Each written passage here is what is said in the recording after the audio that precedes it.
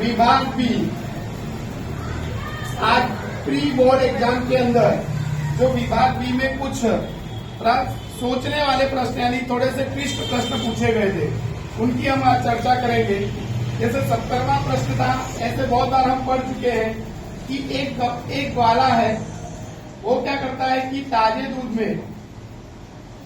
दूध के अंदर क्या मिलाता है, बेकिंग सोडा, और बेकिंग सोडा मिलाकर उसको क्या कर देता है कि बेकिंग सोडा मिलाता है। अब इस पर से दो प्रश्न पूछे उसने।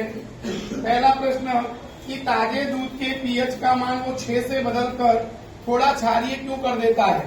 तो यहाँ पर देखिए, वो ताजे दूध की पीएच का मान 6 था और 6 से उसने बेकिंग सोडा मिलाकर उसकी पीएच का मान 8 कर दिया, यानी थोड़ा क्षारीय कर दिया। क्यों किया ऐसा? कारण कि ऐसे दूध को बिगड़ने में समय अधिक लगता है,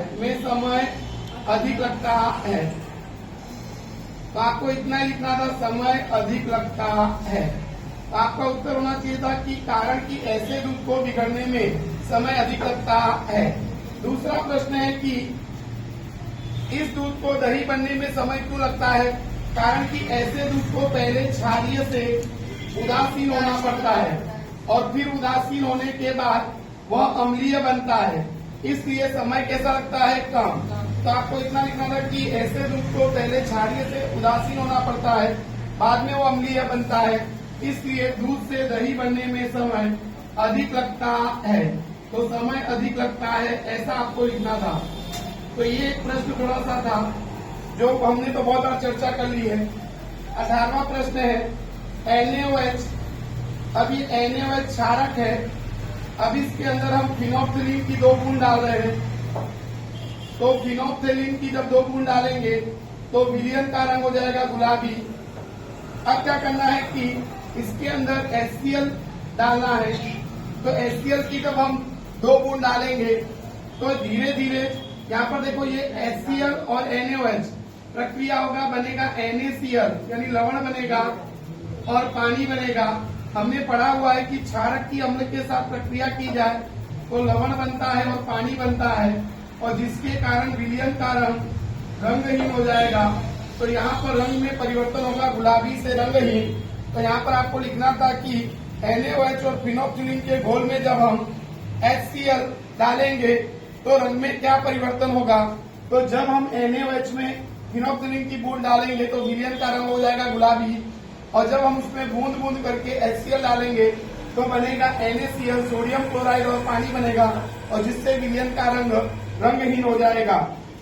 और एक प्रश्न भी 20वां में पूछा हुआ, 20वें प्रश्न के अंदर कि निम्नलिखित पाचन तंत्र के अंगों को क्रम में लिखिए। अब देखो, आपको पाचन तंत्र के अंग दिए गए और वो क्रम में नहीं है, जैसे कि छोटी आंत, ग्रासनाल, आमाशय, मलाशय, मुख, बड़ी आंत। तो यहाँ पर देखो, सबसे पहले क्रम में आएगा हमारा मुख, फिर मुख के बाद आएगा ग्रासनाल यानी अन्न नली, फिर उसके बाद हमारा आएगा आमाशय, और आमाशय के बाद आएगा हमारा छोटी आंत। क्या आएगा? छोटी आंत। और फिर उसके बाद आएगा हमारा बड़ी आंत, और बड़ी आंत के बाद लास्ट में आएगा हमारा मलाशय। तो ये हमारा क्रम होगा, मुख, ग्रासनाल, आमाशय, छोटी आंत, बड़ी आंत और मलाशय। अब इसमें पूछा है कि इनमें से कौन से अंगों में स्टार्च का बराबर और प्रोटीन का आंशिक यानी थोड़ा पाचन होता है। तो यहाँ पर देखो, प्रोटीन का पाचन कहाँ पर होता है, मुख में। सॉरी, स्टार्च का पाचन कहाँ पर होता है, तो मुख में। तो स्टार्च का आंशिक पाचन कहाँ पर आएगा, तो मुख में। तो स्टार्च का आंशिक पाचन आएगा मुख में, और कह रहा है कि प्रोटीन का आंशिक पाचन कहाँ पर आएगा, तो आमाशय में। तो प्रोटीन का आंशिक पाचन आएगा हमारा आमाशय में। तो यहाँ पर हमारा आएगा आमाशय। तो यहाँ पर हमारा क्या आएगा, आमाशय। फिर एक प्रश्न 21वां पूछा था कि HIV और एड्स का पूरा नाम। तो HIV का पूरा नाम है ह्यूमन इम्यूनो डिफिशियंसी